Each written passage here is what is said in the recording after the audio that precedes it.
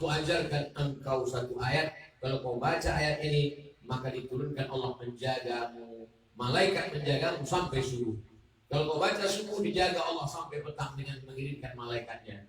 Apa ayatnya kata Abu Hurairah? Allahu la ilaha illa huwal hayyul qayyum la ta'khudhuhu sinatun wa la nawm, ayat kursi sampai habis. Lalu Abu Hurairah melepaskan dia. Setelah itu esok hari Abu Hurairah berjumpa dengan Nabi Muhammad SAW. Ya Rasulullah, ya tadi malam ada pencuri korma lalu aku tangkap begini-begini dia ajarkan.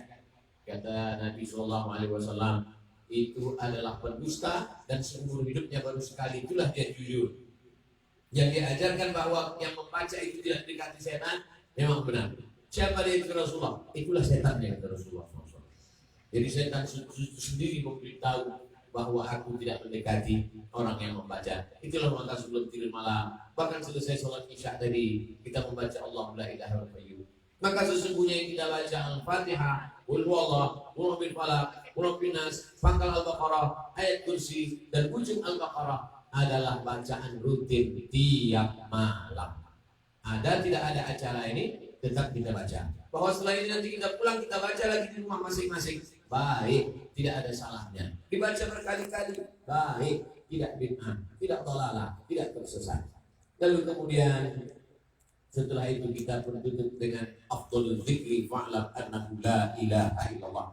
Afdhalul zikri afdhal zikir, selawat, zikir, istighfar, zikir, membaca Al-Quran juga zikir. Lalu kemudian di antara semua zikir-zikir itu adalah yang paling afdal kata Nabi, afdalul dzikri la ilaha illallah. Maka yang paling afdal adalah la ilaha illallah. Itulah maka tadi kita ucapkan bersama-sama la ilaha illallah. Berapa banyak? Fadhkurullaha dzikran katsira. Berzikirlah kamu sebanyak-banyaknya tanpa batasan jumlah. Tapi saya dibatasi hanya sampai kepada 40 karena 40 angka kesempurnaan. Kalau panjang masa bisa menjadi 100. Sampai kepada jumlah yang tak tertentu bisa menjadi 1000, maka sesungguhnya ditutuplah dia dengan la ilaha illallah Muhammadur Rasulullah sallallahu alaihi wasallam. Kalimatul haqqin 'alaiha, ya dengan itu kita hidup. Wa 'alaiha namutu, dengan itu kita mati. Wa biha nub'atsu, dengan itulah nanti kita dibangkitkan di hadapan Allah Subhanahu wa taala. Lalu setelah itu ditutuplah dengan doa. Qad ujibat da'watukuma. Doa kamu berdua dikabulkan Allah. Padahal yang berdoa cuma satu orang. Yang berdoa Nabi Musa, tapi doa kalian berdua dikabulkan. Yang satu lagi tidak berdoa, dia hanya mengaminkan saja. Amin, amin, amin. Yang mengaminkan itu adalah Nabi Harun alaihissalam. Maka itulah disyariatkannya. Ada yang berdoa, ada yang mengaminkan. Ad-da'i wal mu'amminu fil ajri sawa. Orang yang berdoa dan yang mengaminkan doa, balasan pahalanya sama. Saya yang berdoa, Bapak Ibu tuan-tuan yang mengaminkan, maka tak tahu kita entah dari mulut yang mana, entah dari lidah yang mana doa itu dikabulkan Allah Subhanahu wa taala. Ada orang yang bukan ustaz, bukan profesor doktor, bukan tengku, bukan alim ulama, manusia biasa, tapi mungkin lidahnya lebih bersih. Abdul Somad banyak cakap, banyak ceramah. Man kasura kalamu kasura sabtuhu. Siapa yang paling banyak cakapnya, dia yang paling banyak salahnya. Makanya ini malam ini tak terlalu banyak-banyak betul. Kalaupun yang dicakapkan, yang disampaikan ayat-ayat, dalil-dalil untuk kita beramal dalam mengisi sisa usia yang dititipkan Allah Subhanahu wa taala. Makanya ada yang mengaminkan saja, dia katakan amin, amin. Arti amin artinya istajib ya Allah, kabulkanlah ya Allah, kabulkanlah ya Allah. Maka itulah dalil-dalil dari yang kita lakukan pada malam hari ini. Ini poin yang pertama. Poin yang kedua, mana haba yusatu lahu fi rizqihi wa yusa'alahu fi azarihi falyasil rahimahu. Siapa yang mau dipanjangkan umurnya, disehatkan badannya, maka hendaklah dia selalu sering-sering menyambung tali silaturahim. Tahun yang lalu, tanggal 6 Desember, saya datang ke rumah ini, makan bersama almarhum Haji Harun Keciluni beserta Bang Memen beserta keluarga. Lalu kemudian beliau tunjukkan semua, beliau perlihatkan, beliau bercerita panjang lebar, bersilaturahim. Rupanya tadi disampaikan bahwa beliau tahu bahwa nanti Ustaz Somad di ujung Desember 2020 akan datang. Beliau pun berniat juga akan menyambung silaturahim. Tapi rupanya ada yang lebih cepat daripada niat, dan niat yang sudah disampaikan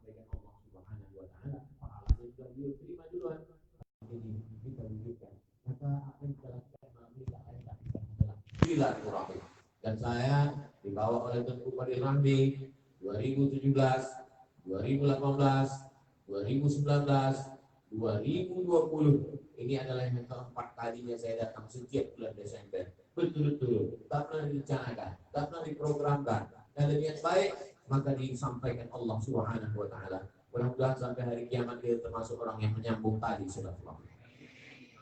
Ada orang yang rajin sholat tahajudnya, banyak sedekahnya, hebat pula zikirnya, khatam Qur'annya, tapi dia putus silaturahim. Kata Nabi SAW, la yadkhulul jannah, tak masuk surga.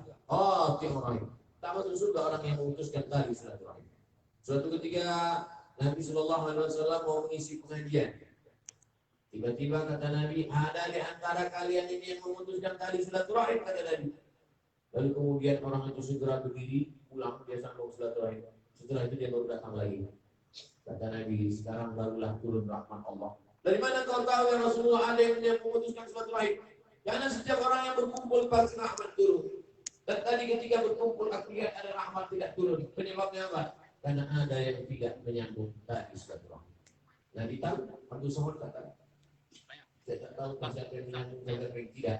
Tapi kita berdoa kepada Allah, kehadiran kita malam ini adalah menyambung yang putus, mengeratkan kembali yang jauh, mendekatkan, mengurai yang kusut. Maka dengan sering-sering menyambung silaturahim, subuh silaturahim, zuhur silaturahim, asar silaturahim, maghrib silaturahim, isya silaturahim, tahajud malam silaturahim, sholat Idul Fitri silaturahim, Idul Adha silaturahim. Bahkan momen peringatan 26 Desember adalah momen berkumpulnya orang di Aceh untuk mengingat kembali bagaimana Allah Subhanahu wa Ta'ala memberikan peringatan 16 tahun yang lalu. Kita memahami itu semua adalah ajang silaturahim. Begitu juga dengan 17 Agustus silaturahim. Orang Panjat Pinang silaturahim. Tarik tambang silaturahim. Tapi laki-laki pakai kasar main bola bukan silaturahim. Yang silap memaknai silaturahim. Jadi kalau dia ada yang menanya dari mana tadi? Dari rumah keluarga besar Pak Almarhum Harun Kecil ini. Apa acaranya? Silaturahim. Hanya saja kemasannya macam-macam. Ada acara berzanji, ada acara membaca khataman Quran, ada acara mengayun anak, ada acara memberi nama anak, ada acara khitan, ada acara nikah. Namanya, casingnya, botolnya yang berbeda. Tapi sebenarnya substansi, makna, isi yang terkandung di dalamnya adalah silaturahim. Begitu juga malam ini pertemuan kita ini insya Allah memanjangkan umur dan mengurangkan rezeki insya Allah. Amin. Ya Rabbal Alamin. Poin yang ketiga. Poin yang ketiga, sesungguhnya malam ini Abdul Somad sedang mengambil pelajaran. Begitu saya datang kemari tahun lalu, saya diperlihatkan tentang lalu beliau tunjukkan dan beliau sebutkan namanya satu persatu beserta sejarahnya detail lengkap. Saking banyaknya lupa. Hai Abdul Somad, begitulah beliau meninggalkan yang baik-baik, sehingga beliau tidak hanya meninggalkan anak cucu menantu, tapi juga meninggalkan sejarah orang Aceh, sejarah peninggalan 10, 20, 30 tahun akan datang. Kalau benda-benda ini tidak dijaga, andai beliau almarhum tidak menjaga, maka kita hanya mampu bercerita kepada anak cucu kita. Dulu ada namanya encong, dulu ada namanya macam-macam. Tapi kemudian kita tak bisa menunjukkan bendanya, mungkin fotonya, mungkin gambarnya. Tapi hari ini semuanya ada lengkap. Begitulah beliau mengkoleksi, mendidik untuk generasi yang akan datang. Lalu kalau ada orang yang mengatakan ini kan semua tinggal proses, betul.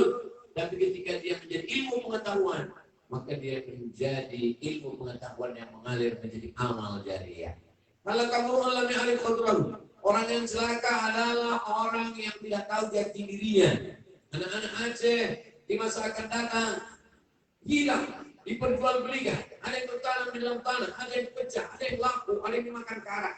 Tapi beliau menjaganya dengan baik. Apalagi Bang Mehmet tadi mengatakan akan dibuatkan museum, galeri.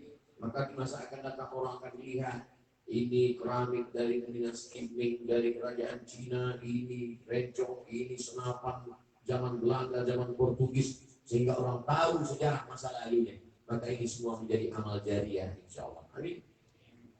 Lalu kemudian ada amal yang nyata. Mana dia? Masjid 6 Desember tahun yang lalu saya tablik akbar di sana. Membaca Al-Qur'annya Ustaz Darwin Hasibuan. Murhiyah tablik akbar. Ramai. Siapa yang menyangka pada tahun itu murhiyah semua orang penuh berlimpah ruah. Saat 6 Desember 2019 tahun lalu tidak ada satupun orang menyangka bahwa Desember ini kita tidak boleh berkumpul. Dulu kalau seminggu sebelum saya datang sengaja dibuatkan baliho, dibuatkan iklan. Saya biasanya diminta buat video. Jamaah dimanapun berada jangan lupa nanti kita akan adakan tablik akbar. Sekarang justru sebaliknya. Bagaimana membuat acara supaya orang tak datang? Bahkan kalau dikhawatirkan orang datang, kepala daerah menjadi takut mengundang karena bisa dicopot kekuasaannya, bisa dipidanakan. Luar biasa. Siapa yang punya kuasa ini? Maka ada yang tinggal kekal abadi dan beliau sudah melaksanakan dua-duanya. Apa dia? Benda-benda pernah pernik ada sampai hari ini terjaga terpelihara, dan masjid sampai hari ini orang melaksanakan sholat. Dan beliau sempat sholat hampir 2 tahun, menikmati sholat berjamaah, bawa mobil sendiri, menikmati sama jamaah. Berapa banyak orang punya harta dan tidak sempat menikmatinya. Pergi pagi pulang petang, perhatian batik pulang langgar lintang bukan. Mencari makan sampai tak sempat makan dan tidak bisa dimakan.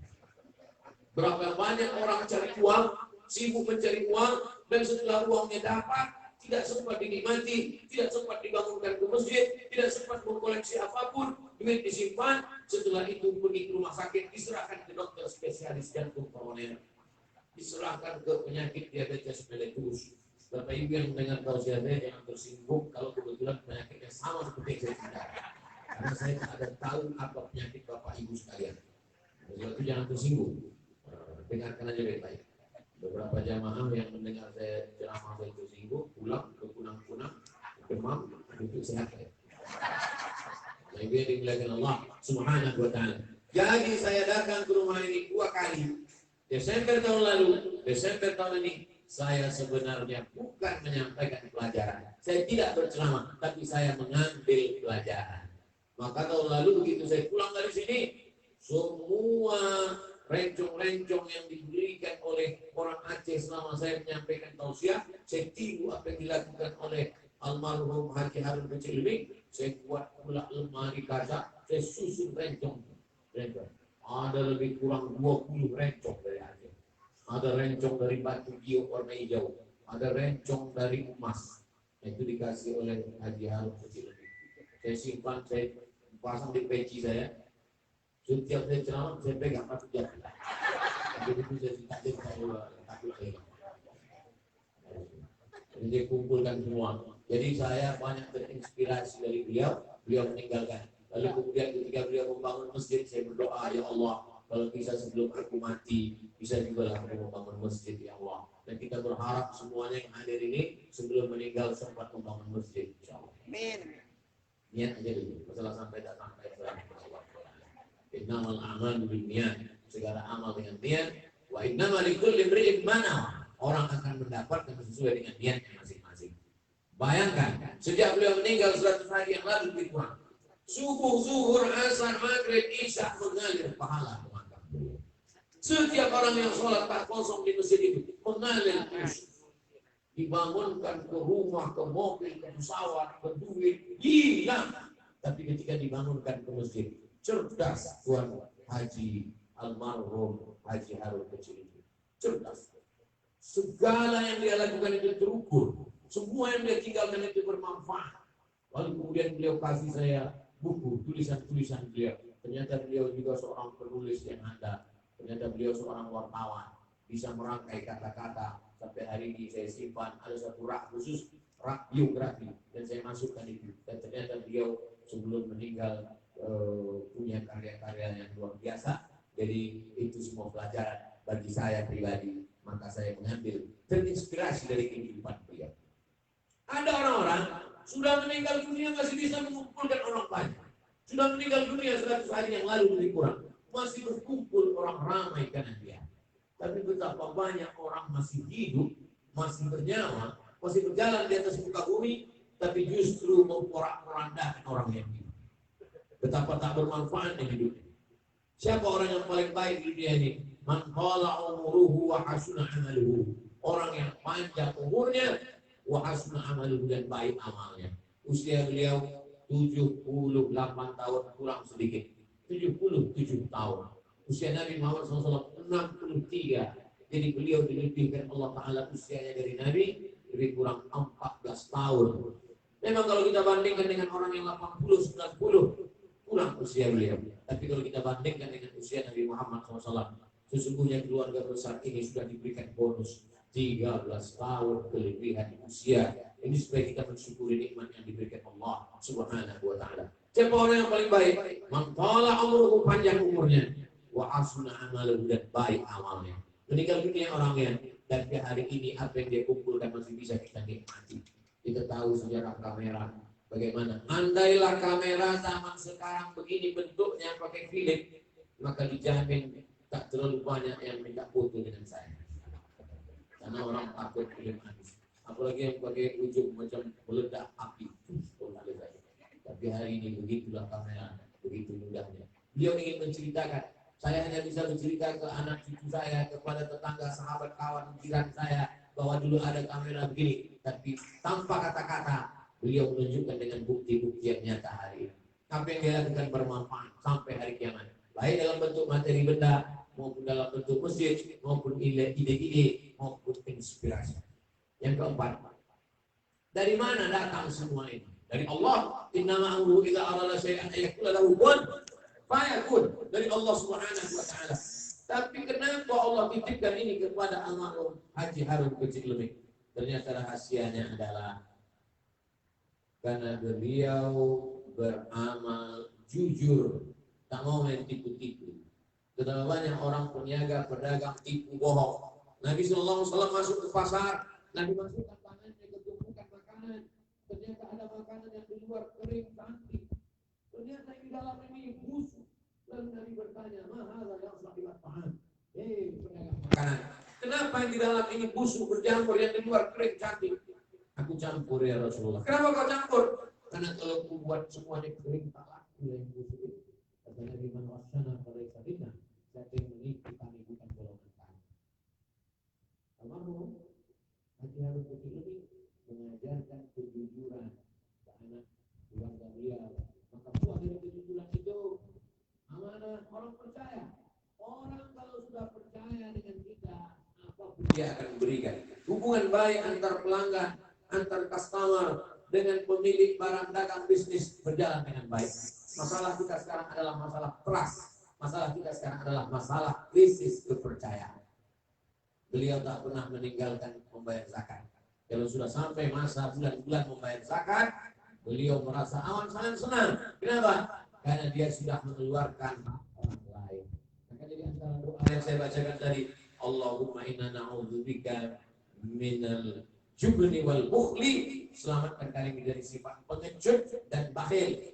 Pelit, tidak meleleh walau sedikit pun, disimpan sampai tidak keluar manfaat untuk orang sedikit pun. Maka apa kata Allah Subhanahu wa Ta'ala? Walladzina yaknizuna adh-dhahaba wal fiddah, orang-orang yang menumpuk harta emas perak, wala yunfiqunaha fi sabilillah, tidak dia bayarkan zakatnya, fabasyirhum bi'adzabin alim. Silakan sampaikan kepada mereka azab yang amat sangat menyakitkan. Yauma yuhma 'alaiha, harta itu akan dipanaskan, dibuat dia mendidih, menggelegak. Batu kuagi haji bahuhum, ditimpakan ke kening, wa junubuhum ke usus, wa zuhuruhum ke pundak. Kening, usus, pundak, itu azab di akhirat. Azab di dunia, kening, stres, depresi. Usus, sakit lambung, mah. Pundak, sakit tulang, sakit macam-macam. Makanan yang kita makan ini cuma 3. Dari leher ke atas asam pedas, asam lambung, asam urat. Lain daripada itu tinggal. Maka tafa'ablaika yang kau makan busuk. Wa labis tafa'ablaika yang kau pakai laku. Wa tasaddaq tafa'amdaika yang kau sedekahkan. Itulah yang akan kekal abadi. Dan di antara kegemaran, kesukaan, hobi, kecintaan almarhum adalah bersedekah. Sedekahnya luar biasa. Tidak hanya sekedar membangun masjid untuk masyarakat umum, tapi sedekah yang luar biasa. Sedekah beliau telah mengingatkan orang kepada beliau. Pisang emas buah berlayar, masa sebiji di dalam peti, hutang emas dapat dibayar, hutang budi di bawah mati. Orang akan teringat sepanjang masa. Ketika orang teringat, maka dia akan kirimkan doa Allah maafillah warhamhu wa'afihi wa'fu anhu. Kita teringat, orang akan bacakan Al-Fatihah. Ketika teringat, orang menetes air mata orang terkena dia, maka di dalam sholat itu dia mintakan wassalamu alaina wa ala ibadillahis sholihin. Yang terakhir yang kelima, kita sedang belajar bukan dari ceramah, bukan dari tausiah, bukan dari khutbah, bukan dari buku. Belajar dari satu nasihat yang tak berbunyi, yang tak bersuara, yang tak berkata-kata. Wa kafa bil mauti wa'izah. Cukuplah kematian sebagai nasihat. Jadi sebenarnya almarhum Haji Harun bin Haji Zakaria sedang mengingatkan kita dengan kematiannya bahwa semuanya tinggal, yang dia bawa menghadap Allah Subhanahu wa taala hanya amal soleh. Dia sudah beramal soleh. Idza matal insan, kalau manusia meninggal dunia, inqata amaluhu, putus illa min salatin, kecuali 3. Shadaqatun jariyah, sedekah jariyah, sudah dia bangun masjid. Ilmu yang tampang ilmu yang bermanfaat sudah dia tuliskan di buku, sudah dia kumpulkan. Orang bermanfaat mengambil pelajaran. Waladun salihun, anak-anak yang soleh, anaknya, cucunya, waktu berfoto tadi memutar cucunya ke depan. Kalau dari depan saya bisa. Tapi kenapa dia jauh-jauh? Betapa cucu-cucunya insya Allah menjadi anak-anak yang soleh dan solehah. Tiga-tiganya dia dapat. Sedekah jariyah ada, ilmu bermanfaat ada, anak yang soleh-solehah. Ini menjadi pelajaran buat kita semua. Mari kita renungkan. Adakah kita sedekah jariyah? Adakah kita meninggalkan ilmu yang bermanfaat? Sedekah jariyah tak ada. Ilmu yang bermanfaat cuma ilmu santet. Anak, alhamdulillah 3 Pak Ustaz. Yang pertama tak sembahyang, yang kedua sakau, yang ketiga error. Gara-gara game online PlayStation, habis gantinya. Maka tidak ada cara lain menyelamatkan generasi kita ini kecuali pendidikan. Yang sudah memasukkan anaknya ke pondok pesantren Islamic boarding school daya, alhamdulillah. Tidak ada yang bisa menyelamatkan anak kita dari narkoba, dari sabu-sabu, dari LGBT, dari virus HIV/AIDS. Benteng pertahanan kita adalah pondok pesantren. Alhamdulillah. 5 provinsi yang paling banyak mengirimkan mahasiswa ke Al-Azhar Kairo, di antaranya adalah mahasiswa dari KMA, kekeluargaan mahasiswa Aceh. Pulang mereka membangun Aceh, LC, MA, doktor, bergabung dalam Ikatan Alumni Timur Tengah. Dan yang membawa saya ke Aceh ini adalah Ikat Alumni Timur Tengah. Maka ini menjadi penerang, ini menjadi sirajan munirah, lampu yang menerangi. Ketika orang sedang berada di dalam gelap gulita, tak tahu mana timur, mana barat, mana tenggara, mana selatan, maka yang menjadi penerang adalah nampak dia bintang kejora, nampaknya di atas ada bintang timur, tahu dia. Begitulah orang-orang yang menjadi penerang di tengah umat. Tidak selamanya anak-anak kita mesti belajar agama. Ustaz Somad, ini anak saya mau saya sekolahkan ke Mesir, bagaimana cara ke Mesir? Banyak jamaah bertanya ke saya gitu. Lalu saya tanya, ini yang mau ke Mesir ini bapaknya apa anaknya? Kalau anaknya mau ke Mesir silakan, kita uruskan sama ikan. Tapi kalau anaknya tak mau, tak usah dipaksa. Biarkan dia masuk ITB Teknologi Bandung, biarkan dia masuk IPB Pertanian Bogor, biarkan dia masuk ITS, biarkan dia masuk UGM, biarkan dia masuk UI, biarkan dia jadi programmer, biarkan dia jadi entrepreneur. Yang penting dia menolong agama Allah dengan ilmunya. Karena kalau kita paksakan juga, kita khawatir nanti dia balik dari Mesir, dia tidak jadi Musa, dia jadi Fir'aun. Alhamdulillah yang balik ke Aceh semuanya Musa. Bapak Ibu yang dimuliakan Allah Subhanahu wa taala. Jadi sebenarnya malam ini kita sedang mengambil pelajaran. Kata Nabi sallallahu alaihi wasallam, banyak-banyaklah kamu mengingat hadimal ladzat. Lezat enak. Dia yang menghilangkan kelezatan. Lezatnya makan hilang, lezatnya harta hilang. Kalau dia sudah datang, maka melayanglah segalanya. Oleh sebab itu malam ini kita sedang mengingat bahwa kita semua akan menghadap Allah Subhanahu wa taala. Hanya beda masa saja. Abdul Somad pun begitu juga. Akan datang masa muda, akan datang masa tua, akan datang masa menghadap Allah. Yang paling penting kita berjamaah. Setelah berjamaah kita istiqomah, dan buah dari istiqomah kita akan menghadap Allah dalam keadaan husnul